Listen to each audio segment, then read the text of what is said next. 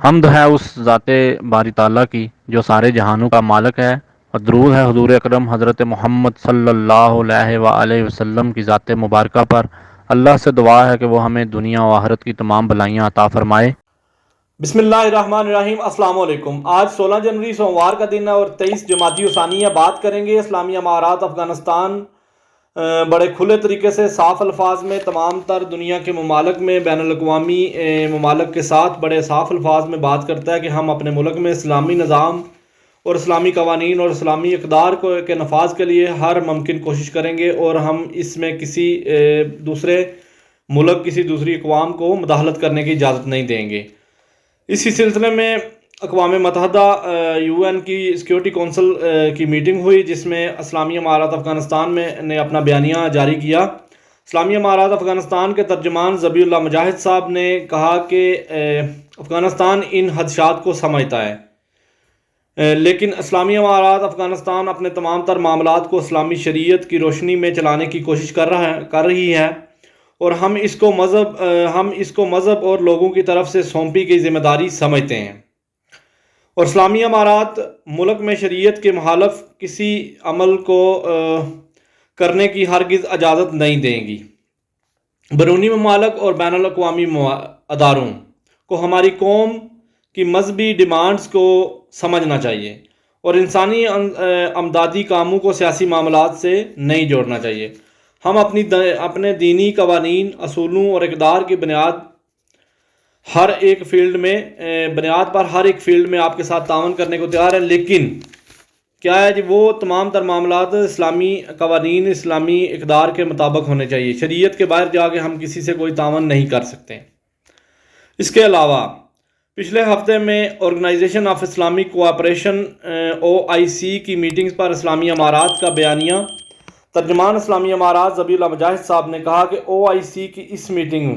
کو ویلکم کرتے ہیں، اور اس میٹنگ میں افغانستان کے اعلامیے کو خوشامدید کہتے ہیں کہ اس میں افغانستان کے بارے میں بات کی گئی۔ بے شک انٹرنیشنل کمیونٹی کو اپنا تعاون افغانستان میں جاری رکھنا چاہیے، اور افغانستان کے اندرونی معاملات میں مداخلت نہیں کریں گے اور نہ ہی انہیں کرنی چاہیے۔ OIC کی خواتین کے تعلیم کے سلسلے میں خدشات کو ہم سمجھ سکتے ہیں، لیکن اسلامی امارات ان ایشو کو حل کرنے کے لیے اقدامات کر رہی ہے اور بہت جلد اس کو حل کرے گی۔ اسلامی امارات چاہتی ہے کہ تمام تر بین الاقوامی ادارے اور OIC ہمارے بارے میں مثبت حتمی فیصلہ رکھیں اور افغان لوگوں کے ساتھ اپنا تعاون جاری رکھیں۔ اس کے علاوہ کل اسلامی امارات افغانستان کے commission for regulation of salaries کی میٹنگ ہوئی، جس کی سربراہی اسٹیٹ ایڈمنسٹریٹو اسسٹنٹ مولوی عبدالسلام حنفی صاحب نے کی۔ اس میٹنگ میں مختلف معاملات پر بات ہوئی، جس میں نیشنل انوائرمنٹل پروٹیکشن پالیسی کے ڈرافٹ اور محفوظ ترین علاقوں میں منتقلی، وہاں پر سنگل اتھارٹی کے ذریعے آمدنی اکٹھی کرنے کے منصوبے اور شکار کے سلسلے میں قابلیت، قانونی اور پروفیشنل ذمہ داریوں کے متعلق بات کی گئی۔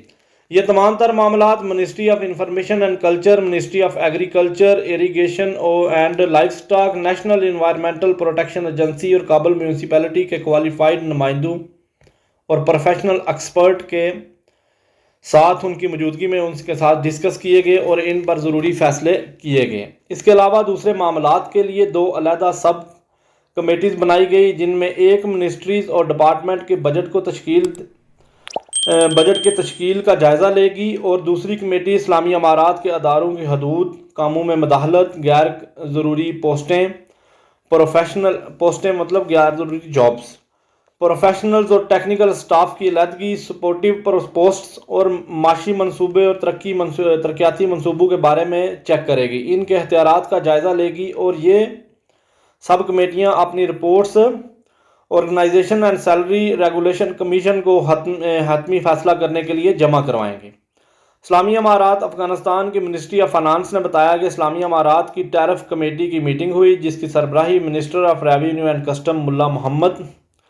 نصیر اونند صاحب نے کی، اور اس میٹنگ میں کچھ اہم اشیاء کی امپورٹ اور ایکسپورٹ پر ٹیرف ٹیکسز کے بارے میں گفتگو ہوئی، اور نیشنل فرٹیلائزر کی تیاری کے لیے اپنے ملک میں اس کام کو شروع کرنے کے لیے ضروری اشیاء کی امپورٹ پر تفصیلی گفتگو کی گئی اور بعد میں حتمی فیصلہ کیا گیا۔ اس کے علاوہ the department of martyrs and disabled affairs of Jowzjan نے بتایا کہ انہوں نے شہیدوں اور معذور افراد کو آئی ڈی کارڈ دینے، معذور افراد کی فیملیز اور معذور افراد کو آئی ڈی کارڈ دینے کا سلسلہ شروع کر دیا ہے۔ بتایا کہ اب تک اس عمل سے 1700 خاندانوں کو ادارے کے حکام کی گائیڈنس سے رجسٹرڈ کیا گیا ہے، جس میں ہمیں شہداء اور معذور افراد کی صحیح تعداد بھی معلوم ہو سکے گی اور ہم ان کی بہتر طریقے سے مدد کر سکیں گے۔ اسلامی امارات افغانستان میں اسلحہ کلچر کے خاتمے کے لیے کام۔ صوبہ کنار کے حکام نے بتایا کہ ڈیفنس منسٹری کمیشن کے آرمز کلیکشن یونٹ نے پچھلے ایک ماہ میں صوبہ کے مرکز اور اضلاع سے 703 مائلز آف لائٹ